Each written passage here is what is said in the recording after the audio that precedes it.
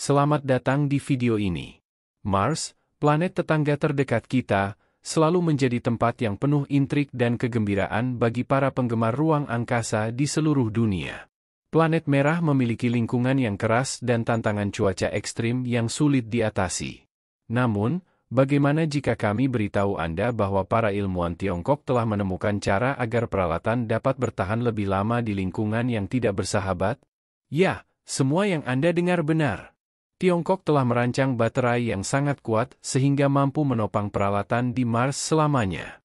Episode hari ini akan mengungkap bagaimana para ilmuwan Tiongkok telah mengembangkan baterai ruang angkasa baru yang mengesankan yang dapat berjalan di atmosfer Mars. Baterai yang baru dikembangkan ini memanfaatkan atmosfer Mars sebagai sumber energi, menandai lompatan signifikan dalam teknologi luar angkasa. Penemuan ini adalah bagian dari strategi berpikir ke depan yang bertujuan menjadikan eksplorasi ruang angkasa lebih berkelanjutan dan efisien dengan mengandalkan sumber daya yang tersedia di Mars. Baterai ini tidak hanya meringankan muatan misi masa depan, namun juga meningkatkan keandalannya. Kemajuan inovatif ini mencerminkan kecakapan Tiongkok yang semakin besar dalam teknologi luar angkasa sekaligus menandakan adanya pergeseran signifikan dalam upaya eksplorasi luar angkasa global. Misi ke Mars adalah salah satu misi terberat dan paling intens yang bisa dilakukan oleh organisasi luar angkasa. Para peneliti di Universitas Sains dan Teknologi Tiongkok telah merancang baterai yang berfungsi seperti sel bahan bakar, yang memanfaatkan atmosfer Mars untuk menghasilkan energi. Baterai ini dapat bekerja selama lebih dari 1,50 jam, setara dengan hampir 2 bulan Mars, dengan sekali pengisian daya pada suhu 0 derajat Celcius. Ini adalah inovasi penting untuk memberi daya pada perangkat eksplorasi. Kemampuannya untuk beroperasi meskipun terjadi fluktuasi suhu yang luas di Mars hingga 60 derajat antara siang dan malam membuatnya sangat cocok untuk lingkungan keras ini. Yang secara historis merupakan tantangan bagi misi eksplorasi, terutama di planet dengan sumber energi terbatas. Dengan baterai ini, Tiongkok memberikan solusi potensial yang dapat mendefinisikan kembali cara pelaksanaan misi luar angkasa. Pada tahun 2021, Tiongkok membuat sejarah dengan mendaratkan rover Zhurong sebagai bagian dari misinya di Mars, Tianwen. Pendaratan ini adalah pencapaian luar biasa yang menjadikan Tiongkok sebagai negara ketiga yang berhasil mendaratkan rover di Mars, setelah Amerika Serikat dan Uni Soviet. Zhurong rover ini dilengkapi dengan panel surya dan baterai lithium-ion yang dirancang untuk beroperasi dalam kondisi keras di Mars, sambil menjelajahi permukaan planet dan mengirimkan kembali data berharga. Namun, tantangan tenaga surya menjadi jelas ketika penumpukan debu menyebabkan rover memasuki hibernasi. Baterai Mars baru bertujuan untuk mengatasi keterbatasan tersebut dengan menawarkan solusi yang dapat menjaga penjelajah masa depan tetap beroperasi bahkan dalam kondisi kurang ideal. Desain inovatif baterai ini memanfaatkan sepenuhnya sumber daya lokal, sehingga mengurangi kebutuhan untuk mengangkut bahan bakar ke Mars. Dengan mengubah gas seperti karbon dioksida, oksigen, dan karbon monoksida dari atmosfer Mars menjadi energi melalui reaksi kimia, baterai ini beroperasi secara efisien di lingkungan unik planet merah. Metode ini tidak hanya hemat biaya, tetapi juga membantu mengurangi beban misi masa depan, yang sangat penting ketika meluncurkan roket dari bumi.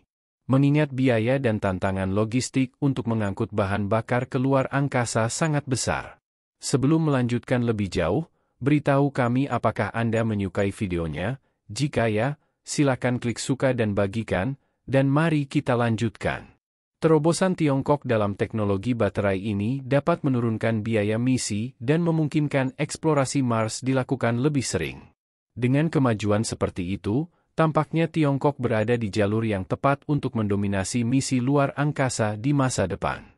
Ini bukan pertama kalinya Tiongkok memperkenalkan teknologi yang mengubah permainan yang berpotensi merevolusi komunikasi jarak jauh hingga eksplorasi bulan.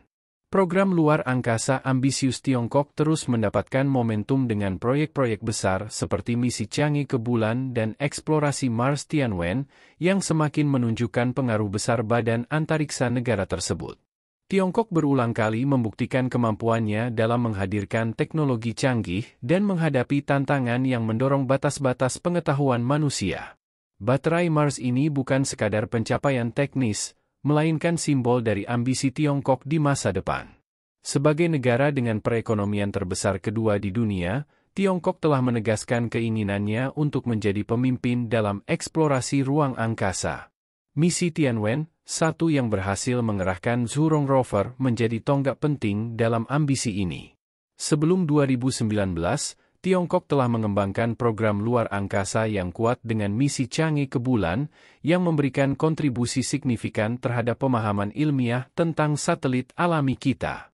Keberhasilan ini menjadi dasar bagi ambisi Tiongkok untuk mengeksplorasi lebih jauh ke dalam tata surya, dengan Mars kini menjadi pusat fokus mereka.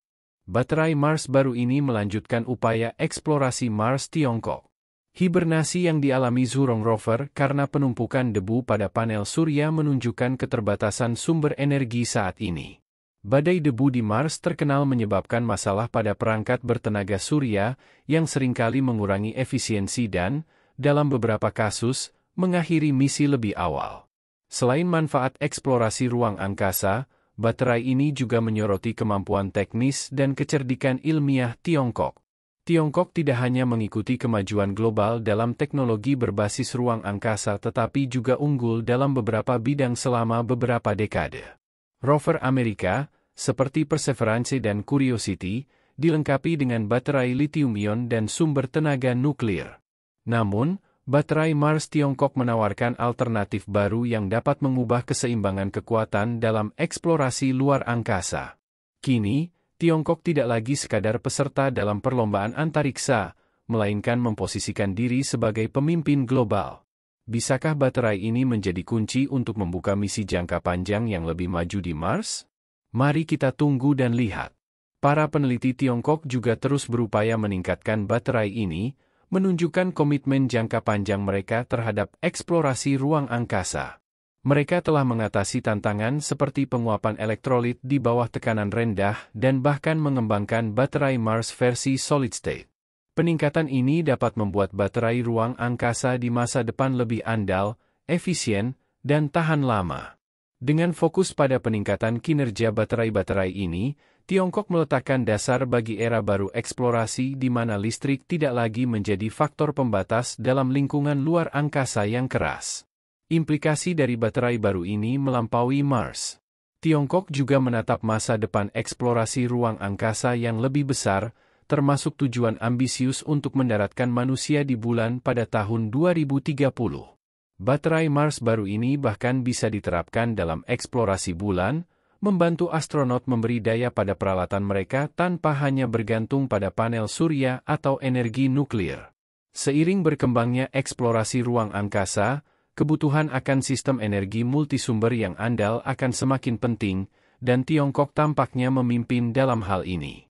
Secara keseluruhan, pengembangan baterai Mars Tiongkok yang dapat diisi ulang ini menandai lompatan besar dalam teknologi luar angkasa. Inovasi ini tidak hanya menjawab keterbatasan saat ini dalam menggerakkan misi eksplorasi di Mars, tetapi juga membuka jalan bagi misi masa depan yang lebih berkelanjutan dan efisien. Bagaimana pendapat Anda mengenai video ini? Jika Anda punya pendapat, silahkan tuliskan pendapat Anda pada bagian komentarnya. Dan jika Anda suka dengan video ini, silahkan klik like dan subscribe. Dengan begitu kami akan membuat video lainnya untuk Anda semua. Terima kasih dan sekian dulu, dan sampai jumpa di video berikutnya.